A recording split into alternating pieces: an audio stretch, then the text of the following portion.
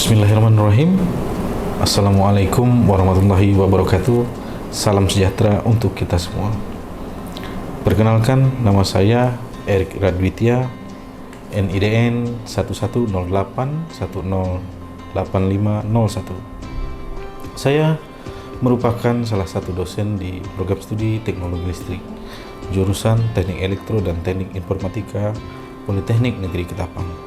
Saya mulai mengajar di Politeknik Negeri Ketapang sejak tahun 2009. Tugas pokok saya sebagai dosen dalam melaksanakan Tridharma perguruan tinggi, salah satunya adalah pelaksanaan pendidikan, dalam hal ini pengajaran. Di program studi Teknologi Listrik ada beberapa mata kuliah yang saya ampu, diantaranya adalah mata kuliah instalasi listrik dasar, bahan-bahan listrik, instalasi listrik domestik, instalasi listrik industri, praktikum instalasi listrik industri, pengantar ilmu lingkungan.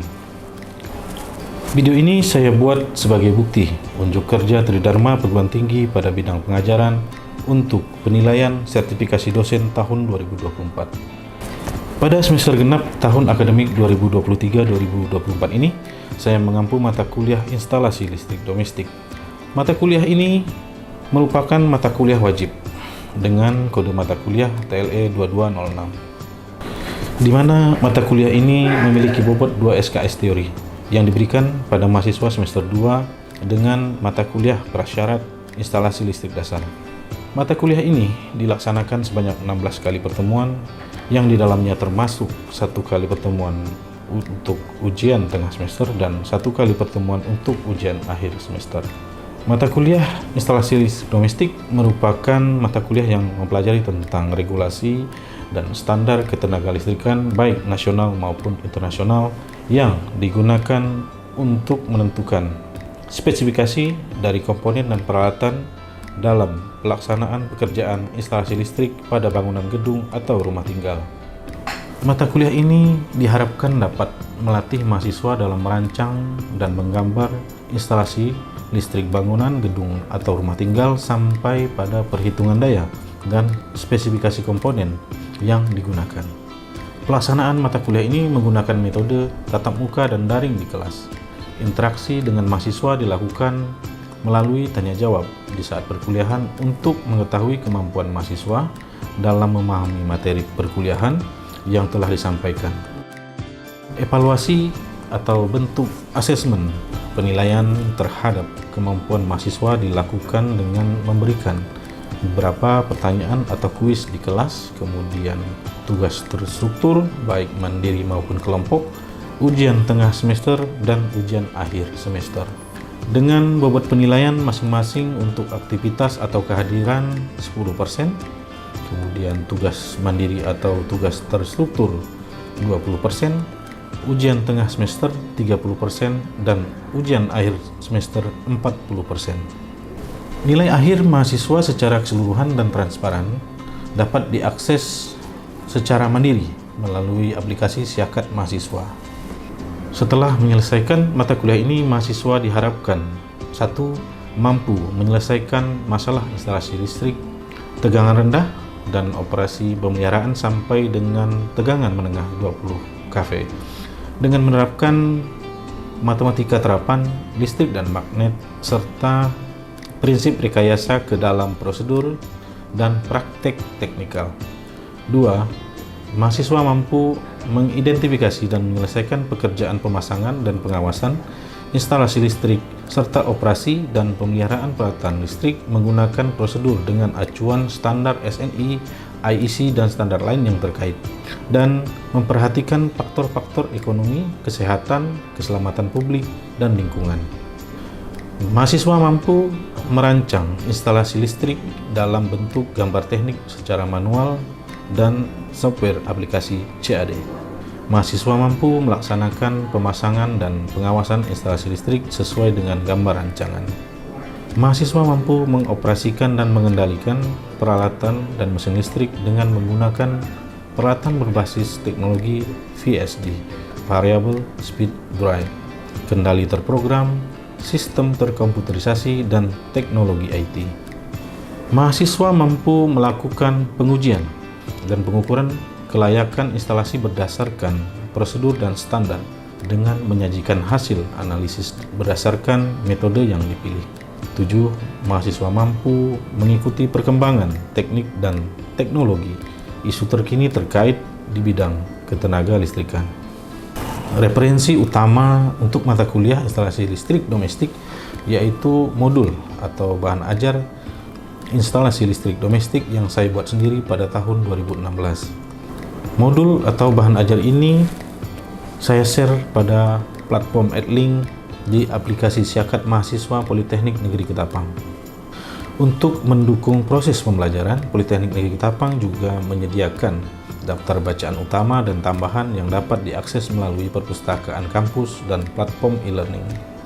Di antaranya platform Adlink dan aplikasi Syakat. Selama 1 semester, mahasiswa melalui mata kuliah instalasi listrik domestik akan mendapatkan beberapa materi yang terdiri dari 7 pokok bahasan. Di antaranya, pokok bahasan yang pertama berisikan tentang persyaratan umum instalasi listrik, di mana pada pokok bahasan ini mahasiswa diharapkan mampu mengenal dan memahami konsep dasar dan komponen dasar instalasi listrik domestik, persyaratan umum instalasi listrik, dan standarisasi bidang ketenaga listrikan. Pokok bahasan yang kedua berisikan tentang komponen-komponen instalasi listrik, di mana pada pokok bahasan ini mahasiswa diharapkan mampu memahami dan menjelaskan komponen-komponen instalasi listrik. Pokok bahasan yang ketiga berisikan tentang perangkat hubung bagi, di mana pada pokok bahasan ini mahasiswa diharapkan mampu memahami dan menjelaskan perangkat hubung bagi dan sambungan kabel yang digunakan untuk instalasi rumah tinggal. Pokok bahasan yang keempat tentang sambungan, di mana pada pokok bahasan ini mahasiswa diharapkan mampu mengenal, mengetahui, menjelaskan, dan menyebutkan jenis sambungan kabel pada instalasi listrik. Pokok bahasan yang kelima berisikan tentang gambar instalasi listrik, di mana pada pokok bahasan ini mahasiswa diharapkan mampu merancang, menyusun, menghitung, dan membuat gambar instalasi listrik. Pokok bahasan yang keenam berisikan tentang alat-alat listrik rumah tinggal, di mana mahasiswa diharapkan mampu mengenal, mengetahui, dan menjelaskan instalasi mesin listrik dan alat-alat listrik bangunan gedung atau rumah tinggal.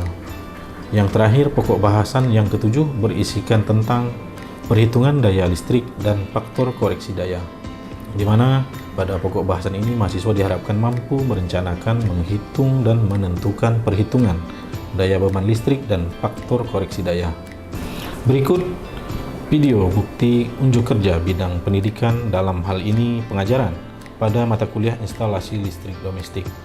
Selamat menyaksikan. Baik, terima kasih. Assalamualaikum warahmatullahi wabarakatuh.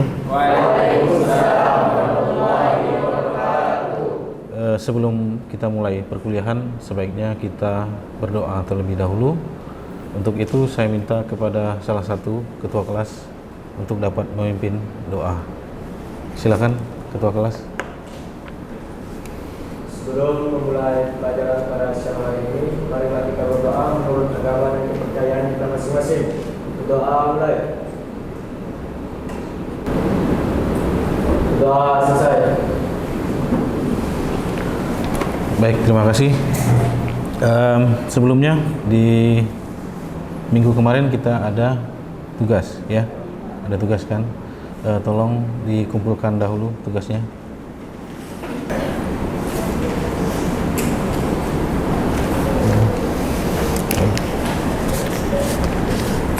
Ada yang belum mengumpulkan? Berapa orang? 1 orang. Oke. Saya absen terlebih dahulu. Boleh pinjam sebentar, Kak?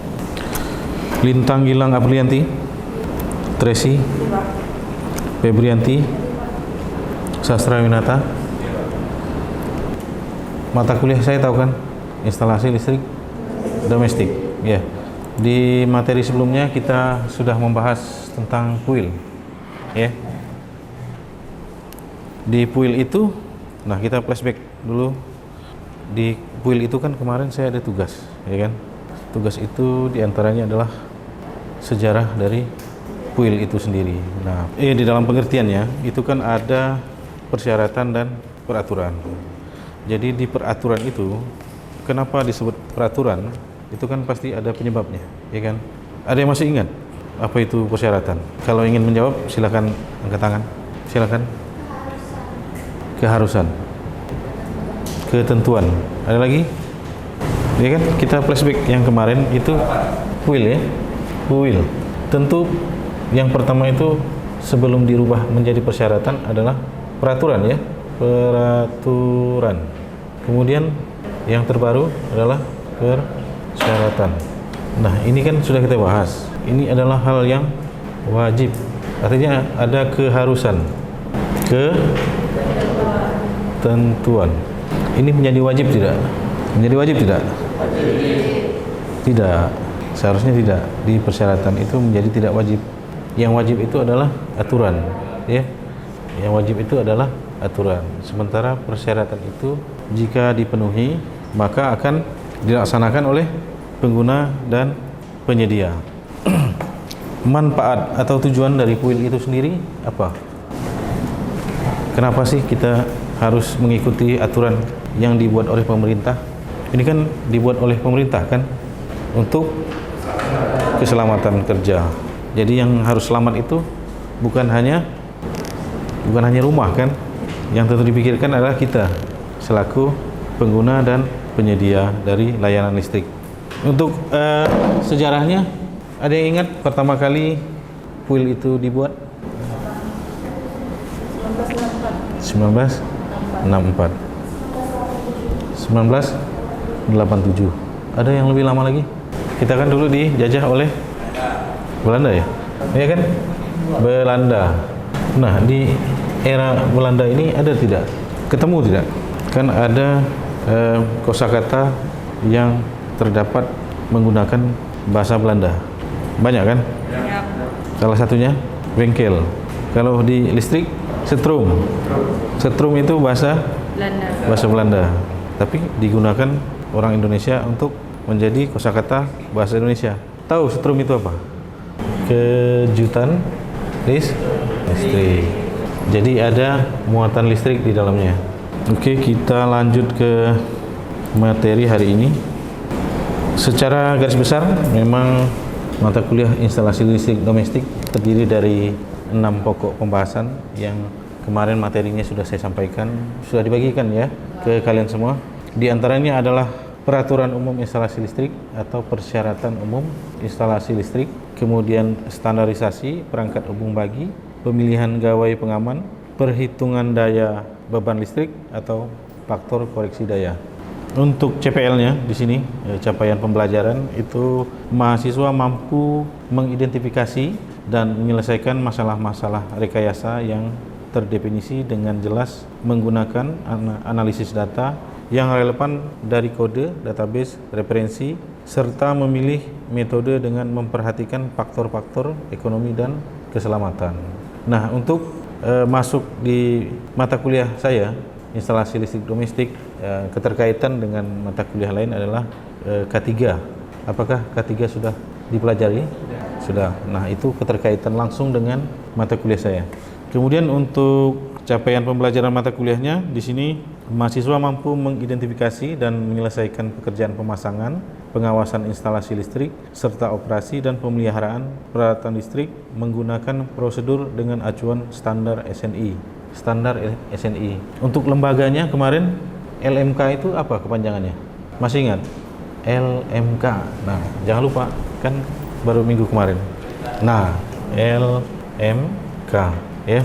Ini adalah lembaga masalah kelistrikan. Jadi semua peralatan yang dikeluarkan oleh pemerintah, yang digunakan oleh kita itu harus teruji terlebih dahulu. Di sini tujuan pembelajaran untuk hari ini itu adalah bahan penghantar dengan materi kabel listrik. Dengan kemampuan mahasiswa itu harus mampu mengenal, mengetahui, menjelaskan dan menyebutkan komponen-komponen instalasi listrik. Nah, komponen-komponen instalasi listrik itu salah satunya adalah bahan penghantar. Jadi bahan penghantar itu masuk di komponen-komponen instalasi listrik. Nah, materinya sudah saya bagikan, tolong dibuka bahan penghantar ya.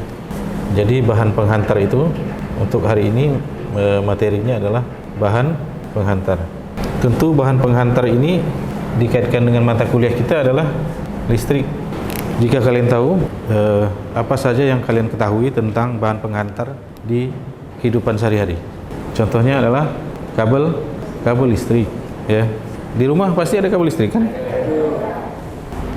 Ada yang tahu jenis kabel listrik yang ada di rumah? Nah, ini kita belum masuk materi nih. Ada yang tahu di rumah itu menggunakan kabel listrik jenis apa? Jenisnya. Kalau itu kan bahan konduktor. Bahan penghantar yang sering kita lihat kan adalah tembaga, ya. Tembaga dan aluminium. Jadi kabel yang ada di rumah itu menggunakan tembaga atau aluminium? Tembaga. Tembaga, Pak. Nah, coba diingat-ingat. Tembaga atau aluminium? Yang ada di rumah? Yang mana ya? Tembaga atau aluminium? Yang banyak pasti adalah aluminium. Kenapa? Karena dari segi biaya itu lebih murah daripada menggunakan tembaga, ya. Jadi yang di rumah itu lebih banyak aluminium, bahan konduktornya, ya. Konduktor. Nah, bahan konduktor itu kan penghantar. Ada yang tahu penghantar itu apa sih? Memiliki peran untuk menyalurkan aliran listrik dari suatu lokasi ke lokasi lainnya. Ya, dari satu titik ke titik lainnya. Jadi penghantar itu yang ada di dalam kabel listrik, ya, di dalam ya posisinya, bukan di luar. Itu berfungsi untuk memindahkan aliran listrik dari titik satu ke titik lainnya. Contoh seperti saklar. Saklar itu fungsinya untuk apa? Memutus dan menyambungkan aliran listrik. Jadi dari saklar ke lampu itu kan ada jarak, ya kan? Dari mana mulai aliran listriknya? Dari lampu kah atau dari saklar? Nah, tentu dari saklar. Jadi jika saklarnya diposisikan di on, maka lampu akan menyala. Jadi ada dua ya, bahan penghantar, tembaga dan aluminium. Kemudian ada yang tahu pengertian dari kabel listrik. Apa sih kabel listrik itu? Pasti ada deskripsi kan? Kabel listrik.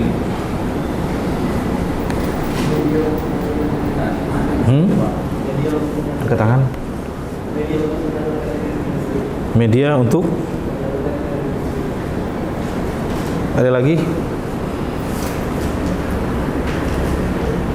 Kabel listrik. Ada yang tahu?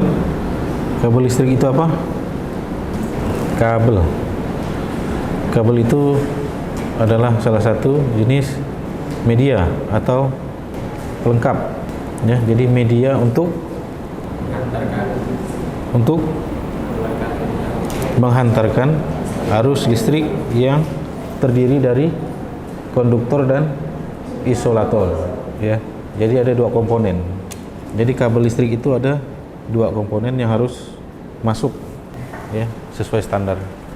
Satu adalah bahan konduktor, kemudian yang kedua adalah bahan isolator. Yang ini fungsinya untuk mengalirkan listrik, yang ini gunanya untuk apa? Kalau isolator, ini kan untuk mengalirkan listrik, ya. Kalau isolator, ini udah nih mengalirkan listrik untuk konduktor jenisnya tembaga dan aluminium. Kalau isolator, fungsinya untuk membungkus bahan konduktor. Tahu? Kan tidak mungkin bahan konduktor itu dibiarkan terbuka. Kenapa? Karena ada aliran listrik. Ini kabel listrik adalah media menghantarkan arus listrik yang terdiri dari konduktor dan isolator. Jadi ada dua ya. Kabel listrik itu adalah media. Kenapa hanya bahan aluminium dan tembaga saja yang digunakan? Ada yang tahu? Ada yang sudah pernah tahu ini? Ini contohnya adalah PVC. Ada yang tahu PVC itu apa? PVC itu adalah polyvinyl chloride atau karet. Ya. Jadi kalau untuk standarnya lab atau bengkel listrik itu tidak boleh langsung dengan lantai kita, keramik. Keramik itu termasuk tidak ke bahan penghantar? Termasuk kan? Artinya tidak boleh langsung kan? Jadi harus dilapisi dengan karet. Ya, seharusnya di bengkel itu ada karet, kemudian kita menggunakan sepatu pengaman. Ya, jadi masuk ini adalah salah satu jenis penghantar. Kemudian jenis kabel yang ada di rumah itu adalah salah satunya NYA. NIA. Nih. NIA. Ada yang tahu NIA itu apa? Ini salah satu yang ada di rumah, yang ada di kehidupan sehari-hari. Kemudian ada NYM. Nah, kita bahas dulu NIA. Apa sih NIA itu? Itu ada 4 ya, contoh kabel listrik. NIA, NYM, NYY, NYA, NYM. Nah, untuk yang ini ada yang tahu ini? NIA itu apa? Kabel tunggal berselubung. Jadi tunggal ya. Ini tunggal. Kalau ini? Ini multi. Ini tunggal, ini lebih dari satu. Kalau ini ada yang tahu? NYY. Ini bisa tunggal ya. Tunggal bisa serabut. Tahu serabut kan? Kabel audio, tahu? Pernah lihat kan kabel audio yang digunakan untuk terminal listrik? Yang untuk colokan. Colokan itu namanya steker. Tahu kan steker kan? Colokan. Bahasa tekniknya steker. Ya, steker.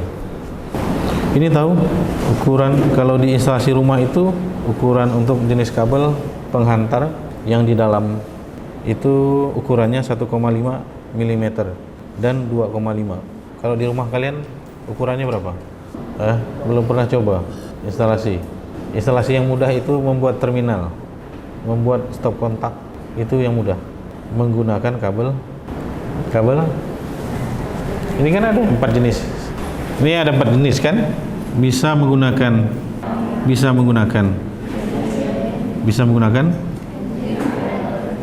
Ini juga serabut.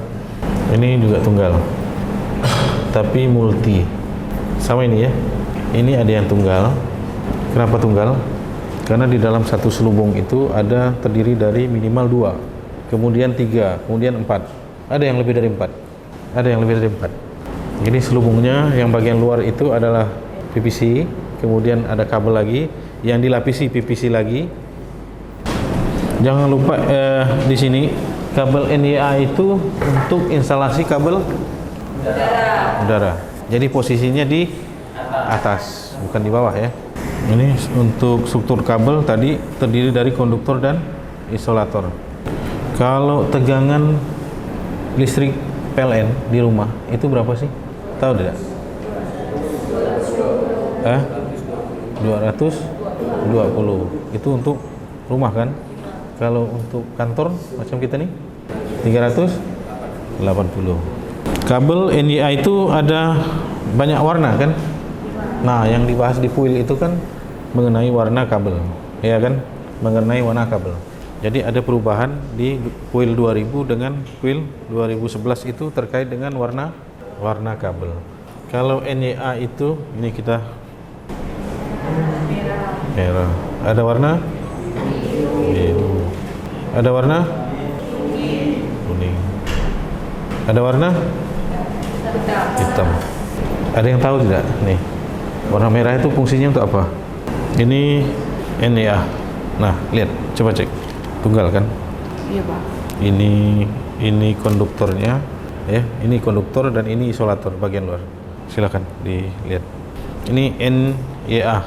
Kalau NIM seperti ini. NIM ada bagian dalamnya warna hitam dan warna biru. Ini tunggal ya, bukan serabut. Pasti pernah lihat kan di rumah? Pasti kan? Tentu ada selubungnya kan? Ini selubung bagian luar, ini selubung bagian dalam. Jadi bahan penghantar harus wajib ada selubungnya. Ini kalau kita cacatkan, kalau kita sobek, berbahaya tidak? Berbahaya. Kemudian di bagian dalam, ini coba lihat, di bagian dalam itu ada selubungnya juga kan? Sebelum keluar. Jadi ini sudah sesuai standar nasional, ya. Ini ada kode Prima CU buat P VC 2 kali 1,50 M. 1,5 kan? Iya, Pak, Ukuran 1,5. Lapisan isolatornya adalah PVC. Apa tadi PVC? Masih ingat? Polivinil klorid. Polivinil klorid. Nih, PVC. Polivinil klorid. Wah, tulisannya seperti apa ya? Polivinil klorid. Ini kan ada nih. Polivinil klorid. Yang tunggal seperti yang dipegang Tracy. Kalau yang serabut itu yang biasanya digunakan terminal di warung kopi atau kafe. Nah, itu yang serabut. Seharusnya yang serabut itu tidak digunakan untuk kepala charger. Paham nggak? Tidak boleh sebenarnya. Ya, tidak boleh. Seharusnya menggunakan yang ini minimal yang NYA sudah, kemudian NYM itu terbuat dari tembaga murni, ada juga dari aluminium. Jadi ada, ini kan 2 nih contoh ya, kemudian ada isi 3, jadi 3 intinya, kemudian ada inti yang 4. Nah, untuk masing-masing warna itu tolong dicek ya di puil, kenapa sih isinya warnanya hitam dan biru. Tolong dicari tahu kenapa warna isolatornya hitam dan biru. Kemudian kalau 3 isinya pasti ada warna kuning atau merah. Kenapa? Bukan positif negatif, tetapi pasa ya, pasa netral, tidak ada positif negatif. Kalau positif negatif itu baterai. Ada yang sudah download puil. Berapa suhu maksimum untuk menahan panas dari ketahanan panas dari kabel NIM? Berapa suhu maksimumnya?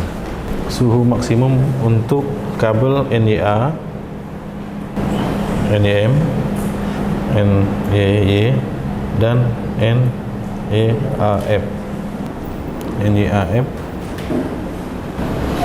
NEAF itu sama ya dengan ini 70. Oke, kita flashback sebentar. Yang kemarin itu adalah pembahasan tentang puil. Puil itu terdiri dari, pertamanya itu adalah peraturan, kemudian diubah lagi menjadi persyaratan. Ya, persyaratan agar memudahkan dalam pengusahaan listrik. Ya, kunci utama dari puil itu adalah untuk keselamatan. Ya, K3, paham kan? Untuk hari ini saya cukupkan sekian. Saya ucapkan terima kasih. Saya mohon maaf jika ada perkataan saya yang kurang berkenan. Saya akhiri. Billahi taufiq wal hidayah. Wassalamualaikum warahmatullahi wabarakatuh.